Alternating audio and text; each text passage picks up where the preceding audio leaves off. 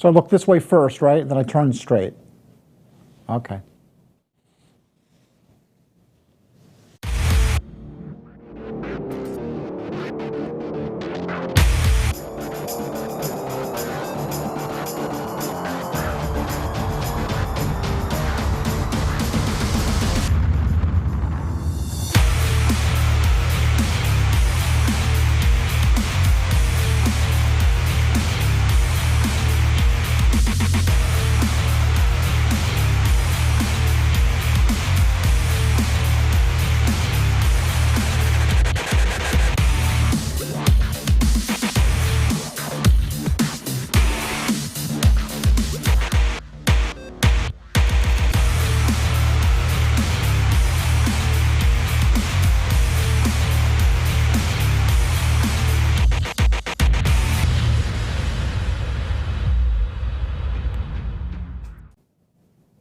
Hi, my name's Steve Bartlett. Welcome to Fight Back. I know I haven't seen you guys in a while. It's been, I don't know, 3-4 weeks since we've had a broadcast.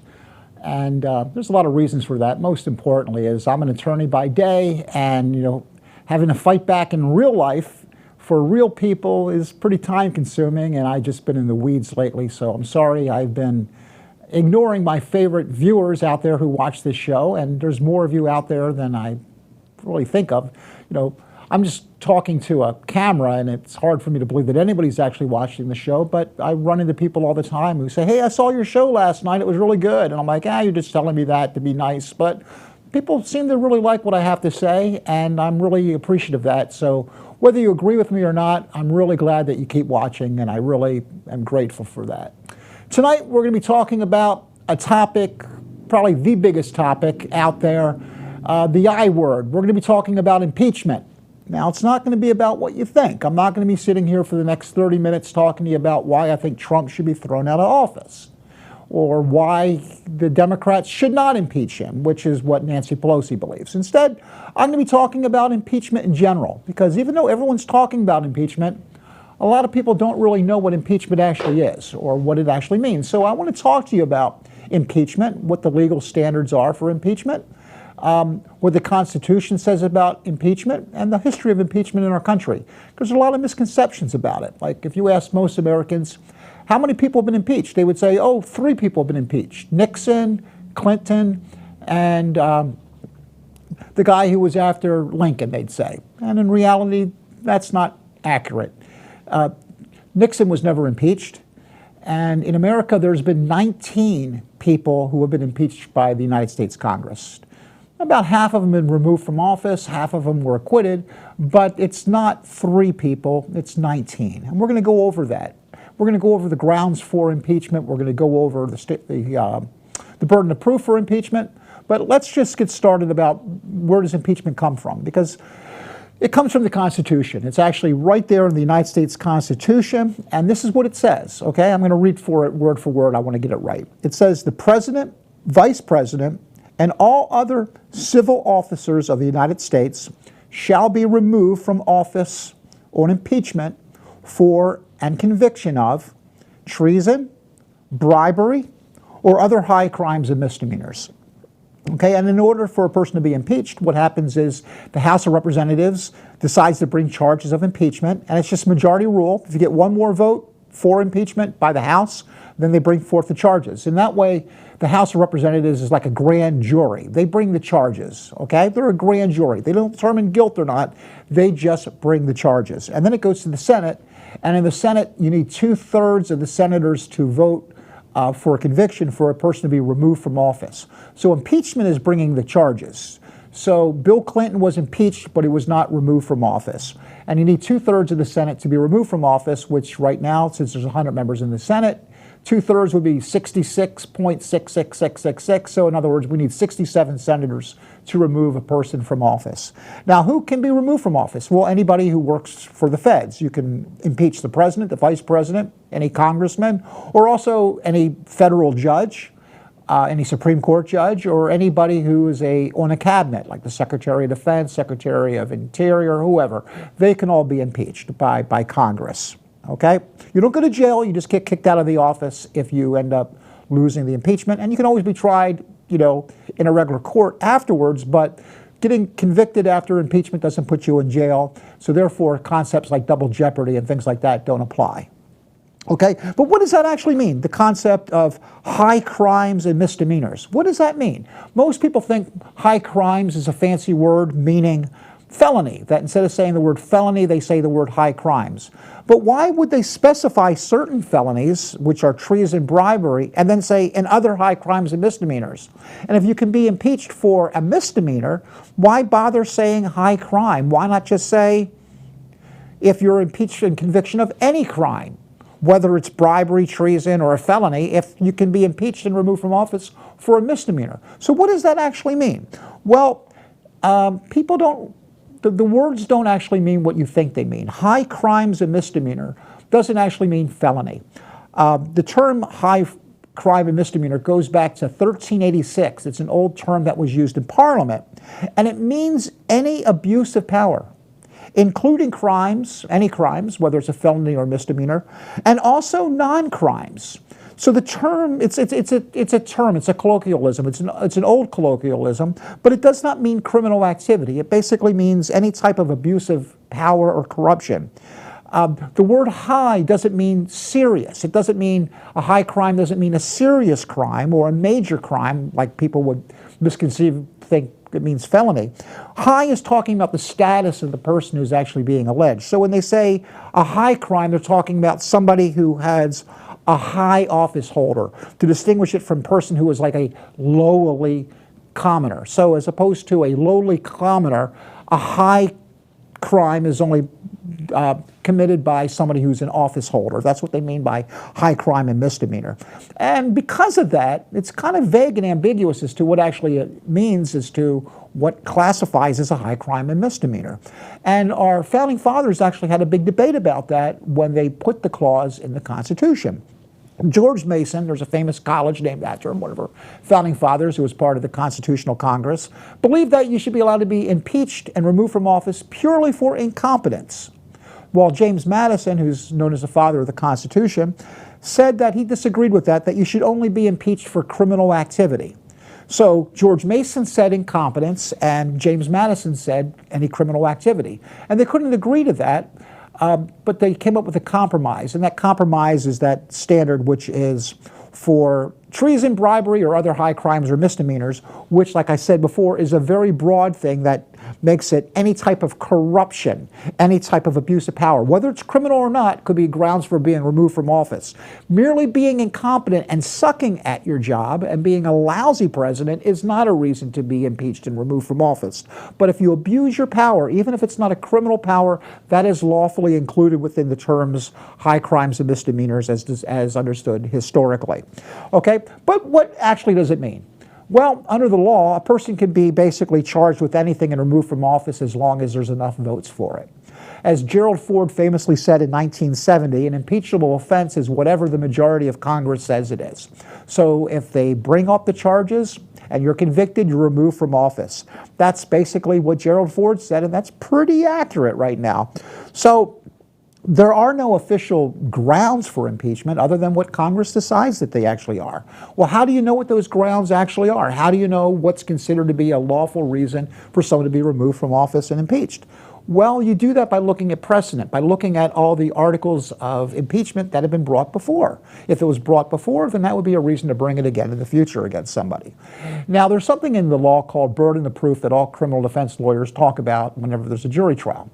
And depending on what a person is accused of doing or what you have to prove, there's different burdens of proof. The highest burden of proof is beyond all reasonable doubt. And that's only when there's a criminal case. So if you're looking at going to jail time before a jury can convict you, the jury is only allowed to convict you if the jury's sure that you're guilty beyond all reasonable doubt, which is a really high standard. So in other words, if there's a 1% has a reasonable doubt and you're 99% sure someone's guilty, you have to come back not guilty in a criminal case. The lowest standard is something called proof beyond a preponderance of evidence, which is just saying is something more likely or not. If you think something is 50% plus 1 more likely, then you vote for that person. So that's how a lawsuit normally works. If you're suing somebody for something, a car accident, if you can prove 50% plus one, that the one person's at fault, they win, the other side loses, as opposed to proof beyond all reasonable doubt. So it's easier to sue somebody than to convict somebody.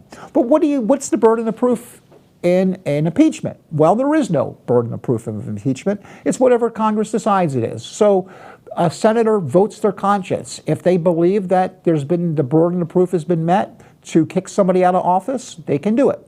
One thing it isn't, though, is it is not proof beyond all reasonable doubt. It's a lower standard because proof beyond all reasonable doubt is only for criminal cases, and an impeachment is not criminal. It is just removing from office. And the difference is when it's a criminal case, then you can go to jail. And that's why it's proof beyond all reasonable doubt, because there's a possibility of going to jail and being punished. Being removed from office is not a punishment, is not a crime. So therefore, it's not proof beyond all reasonable doubt. So it's easier for the Senate to remove somebody from office, even without proof beyond all reasonable doubt. How much of a proof do they have to show? I don't know. It's all up to the senator. There's nothing written down in stone. But it's not proof beyond all reasonable doubt. So for someone to be removed from office, it's not just showing that you don't have to just prove that there's a crime beyond all reasonable doubt. It could be any type of corruption, anything that shows that there's abuse of power, and the burden of proof is something less than proof beyond all reasonable doubt. It's all what the senator decides that it is. So, like I said, there has been 19 people in our country who have been impeached. 19! Most people don't know that. People just know about presidents being impeached. But in reality, like I said, any federal office holder can be impeached and removed from office. And in the history of our country, like I said, 2 presidents have been impeached. 1 United States senator has been impeached. There's never been a congressman impeached.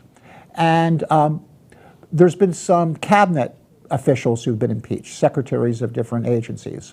But by far, the profession that has been impeached and removed from office the most has been federal judges.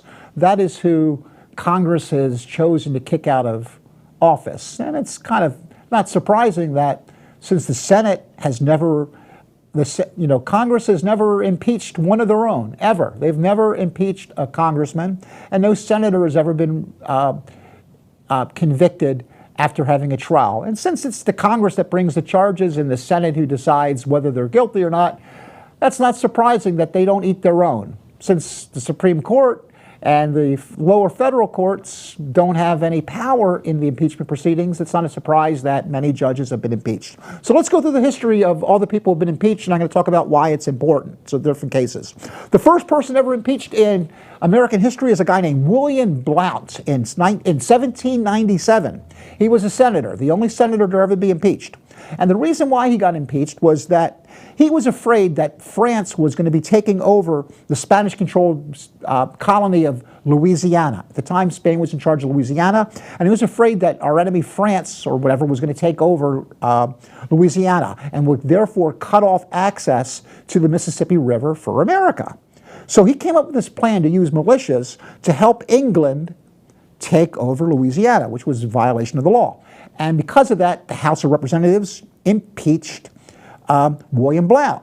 But when it went to the Senate said, we're not going to have a trial to convict them because we don't need to do a trial to convict them, because under Senate rules, we can expel any member of the Senate we want for any reason we want. We don't have to have an impeachment hearing. So they just gave him the boot. They gave him the boot because he was a senator, and the Senate can kick out whoever they want from the Senate. So rather than going through the impeachment proceedings, it became a moot point because they just gave him the boot and kicked him out of the Senate, which was something that the Senate can do for their own. Okay, so he was the first person that was ever impeached, Mr. Blount. The second person impeached was Judge John Pickering in 1803. Now, he was a district court judge, meaning he wasn't an appellate court judge. He was just a regular federal judge. And he was convicted and removed. He was not only impeached, but the Senate actually kicked him out of office. He was voted out of office for unlawful rulings and drunkenness. Now, the Federalists, who was one of the big political parties at the time, thought that it was based upon politics, not because he had done anything wrong, and they were very upset because unlawful rulings and drunkenness were not crimes. Remember how I told you that you can be kicked out of office even if it's not a crime? Well, here's a good example of it. John Pickering was removed from office because he was a drunk.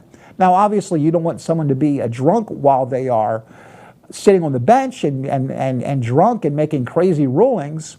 But that's why he was kicked off the bench, not because he was a criminal, but because he abused his power by not taking it seriously, by being intoxicated when making horrible rulings.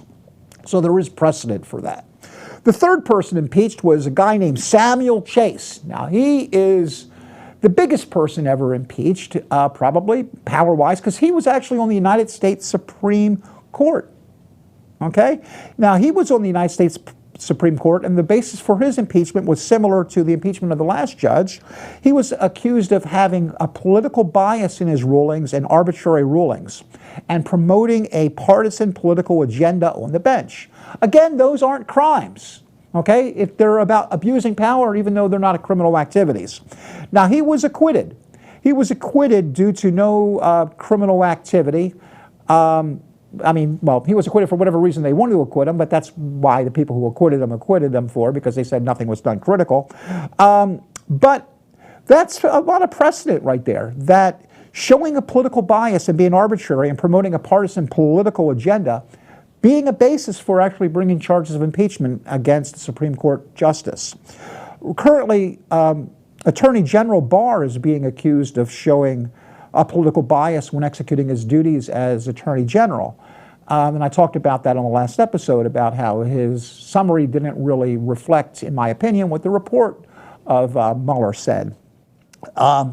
So theoretically, I'm not saying he should be convicted or not, but Attorney General Barr could actually be exposed to possible impeachment for showing a political bias in his role as Attorney General, because there's precedent for that. The next person who was impeached was a guy named James Peck, who was also a district court judge. And the reason he was impeached in 1830 was, get this, he put a lawyer in jail for contempt for 1 day. 1 day he put a lawyer in jail for contempt. And he also suspended the guy's license to practice law for 18 months. And the reason the judge did this was because the lawyer wrote an op-ed in the newspaper trashing a judge's decision. And the judge got all ticked off about that, so he held him in contempt and took away his license. And this lawyer then went on a crusade to bring down the judge, and it almost worked, because the House of Representatives impeached the judge for abuse of power. That's what the allegation was, abuse of power. Again, no crimes, just saying he abuses power. And the Senate acquitted the judge for that, for throwing the lawyer in jail for a day. Okay? Number 5, the fifth person to be impeached in the United States was a guy named West Hughes Humphreys in 1862. He was another district court trial level judge.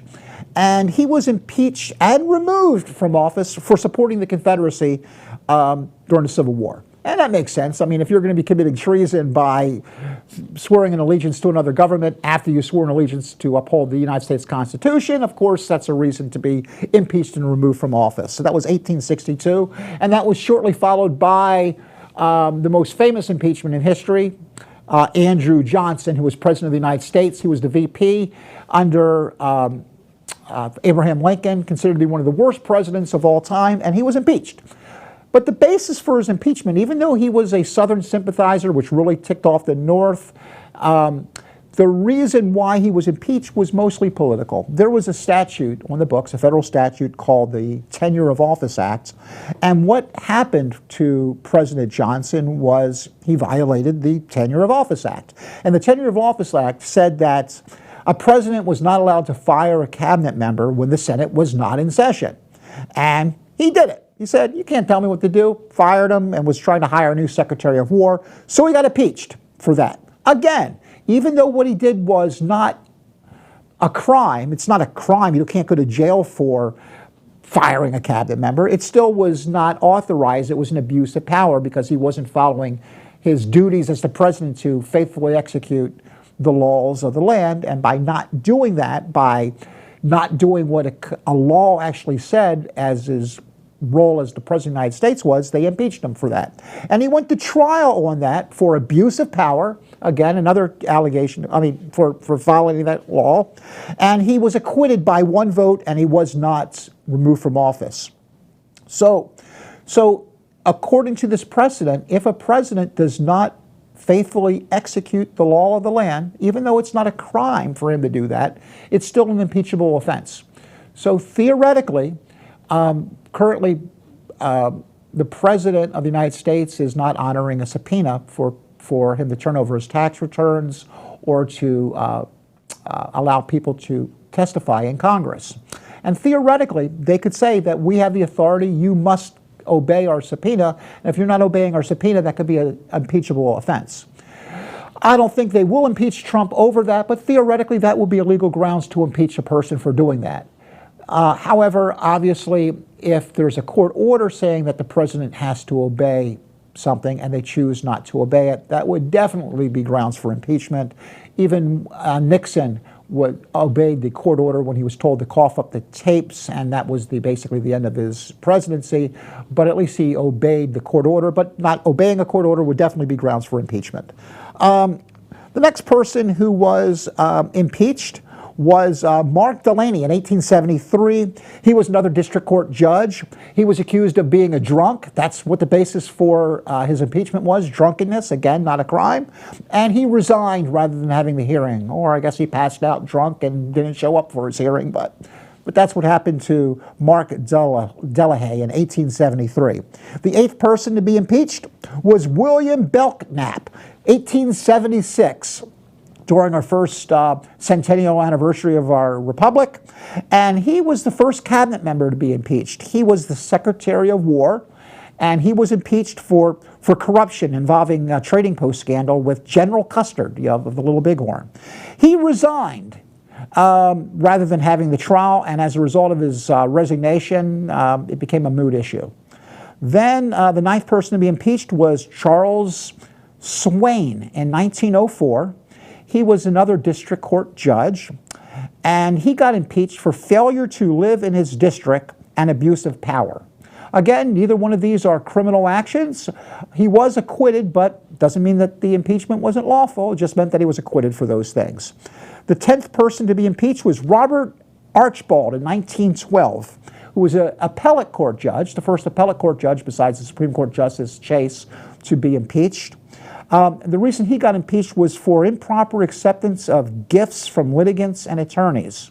Doesn't necessarily mean it was bribery, but it was still getting improper gifts from litigants and attorneys. And he was convicted and removed from office for that. Currently, there's a lawsuit against Mr. Trump for violating the annulments clause of the Constitution. So even though that wouldn't be a criminal action as well, it would be illegal for him to accept a gift. And based upon the precedent of Judge Archibald, that would be a reason for him to be removed from office. Not saying it's going to happen or that he should be removed. I'm just saying that legally, accepting gifts improperly is a grounds for people to be removed from office. Then there's George English, 1933, another district court judge, and he resigned after he was impeached for abuse of power. And then there is Harold Louderbeck, the 12th person to be impeached, district court judge. He was impeached for corruption, was acquitted in 1933. And then came Halstead Ritter, district court judge. He was impeached for showing favoritism in bankruptcy cases, 2 charges of practicing law while a judge, 2 charges of tax evasion, and bringing the judiciary into disrepute. He did that by accepting free meals and lodging at Whitehall during receivership proceedings, which again could be something very similar to violating the annulments clause. He was kicked out of office for that. Ritter was removed from office as well. Harry Claiborne, 14th person to be impeached, was impeached. He was another district court judge. He was impeached for tax evasion and was convicted and removed from office for tax evasion. Currently, there's a subpoena of Donald Trump's income tax. I don't know what it's going to show, but that's probably what the Democrats are thinking, because if they can remove a judge through the impeachment proceeding for tax evasion, then it will be legal to remove the president as well. I'm not saying that's going to happen, but there's a precedent there for it, and that's probably why they issued the subpoenas. Number 15 was Alcee Hastings, Florida District Court judge. He was removed in 1989, so this isn't long ago, when Bush was president, for bribery and perjury when covering up his perjury. He was removed from office as well. Nixon was impeached, but not the Nixon we're thinking about. In 1989, a guy named Walter Nixon, okay, was accused of perjury and was removed from office. And this is really important. What this guy Nixon did is, after he was removed from office, he filed to the United States Supreme Court an appeal saying that there was no basis for me to be impeached. I was illegally impeached. And the United States Supreme Court, in a 9-0 decision written by conservative Judge William Rehnquist, said that the Supreme Court is not going to get involved with impeachment, that it's a political function and it is completely within the discretion of Congress, that the grounds for impeachment will not be a basis for judicial review nor a conviction. So a person who's convicted cannot run to the court saying that I was treated unfairly. They say it's political and that it's not something that courts can actually uphold. Now, Trump recently said that if he is removed from office or impeached, he's going to appeal to the Supreme Court. Based upon this 1993 Supreme Court case, Nixon versus United States, that option is not there for President Trump in case he is removed from office. However, the law is something that always changes. The law is what the Supreme Court says it is. And this year, the Supreme Court took down precedent. They reversed a 45-year-old precedent and changed the law. So theoretically, it is possible that the Supreme Court can decide, you know what, we're going to not obey Nixon versus United States, and we will give an impeached person the right to have judicial review with the Supreme Court. Even though precedent says that's not what the law is always able to change.